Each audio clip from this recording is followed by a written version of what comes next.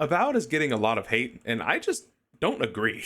There are complaints about the combat, story, other external aspects of the game's development, and quote unquote wokeness, blah blah blah, whatever. I'm here to play the game and have fun, and I think Avowed is just that. It's fun. I'm not going to sit here and lie to you. It's not a game of the year contender. It's not God's gift to gaming or anything like that. But it's not the slop trash that a lot of YouTubers and frankly commenters on those YouTube videos are making it out to be. And for perspective, I have no affinity or familiarity with Pillars of Eternity, so I have no prior expectations or love for this world. I went in blind without expectations, so I had a clean slate going in. First, let's talk about the combat, because I've heard a lot of people calling it underwhelming, and overall, I just don't agree with that. Where I do agree is melee. It's simple, and it's probably the most boring form of combat, if you want to call it that. But let me tell you, if you're rolling through here as a wizard or like a battle mage, dude, you'll have so much fun. For the first few hours of the game, I ran through the world just killing bears, going full Emperor Palpatine, then hammer slamming them into the ground. It was so much fun. The point I'm making here is that a straight melee build might be a bit underwhelming. That's true, because it's simple, but there are options to liven up your build. All in all, combat was a fun time for me. It's not super deep like Kingdom Come Deliverance or anything like that, so going in expecting that will leave you disappointed. But if you're just looking to have some fun with magic or a stealth archer, then you're gonna have a good time. The next we'll talk about the story. No spoilers, of course. You are the Imperial Envoy for the Adiran Empire, and a godlike of an unknown deity. This essentially means that your soul has been touched by a god, which gives you some special abilities and stuff like that. You go to investigate a sickness of the soul affecting the living lands called the Dream Scourge. You meet some companions along the way. This has combat implications like team up abilities and stuff like that. There's a bunch of NPCs to talk to for side quests and just additional lore for the world. And what you do with your time in the world as an envoy and with the Dream Scourge is largely up to you. You can make some decisions that will impact the ending, and overall, I really enjoyed the story. And like I said earlier, I'm not familiar with the Pillars of Eternity lore, so I'm not sure how faithful this is to anything from those games. But it's my understanding that Avowed takes place a few years after Pillars of Eternity 2. Now, even though I enjoyed the story, is it a masterpiece that will stick with you for years to come? No.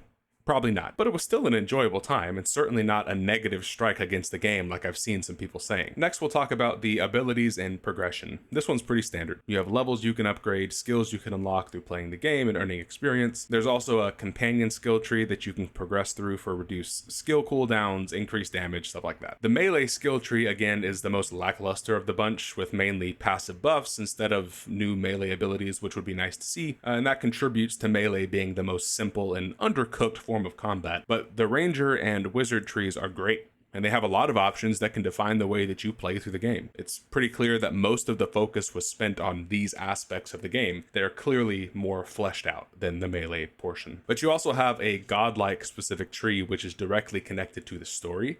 These abilities can change based off of story decisions that you make in game, which is really cool. Altogether, like I said, progression is pretty standard, nothing to write home about, but there's nothing wrong with it besides the lack of melee options. Some general thoughts here. The world is beautiful. There were multiple times when I just looked over a valley off of a cliff edge and audibly said, wow, this game is beautiful. So with all of this in mind, should you buy Avowed? Yeah. Maybe not for the $70 price tag. I'd buy Game Pass for a month, download it, see if it's for you, then cancel your subscription. I really like Avowed, and I think it's worth a buy. I'm just always hesitant to recommend a $70 game because that's a lot of money, and if you don't mesh with it, that's a waste for you. Avowed doesn't deserve all of the hate. I think people are being really critical for no reason. The amount of comparisons I've seen to Skyrim, Oblivion, and all this kind of stuff, which is fine. It's within the same genre. You can make those comparisons, but don't go in expecting the exact same experience. That's not what you're gonna get. And I feel like the masses, for the most part, are dogpiling on this game when it doesn't deserve that.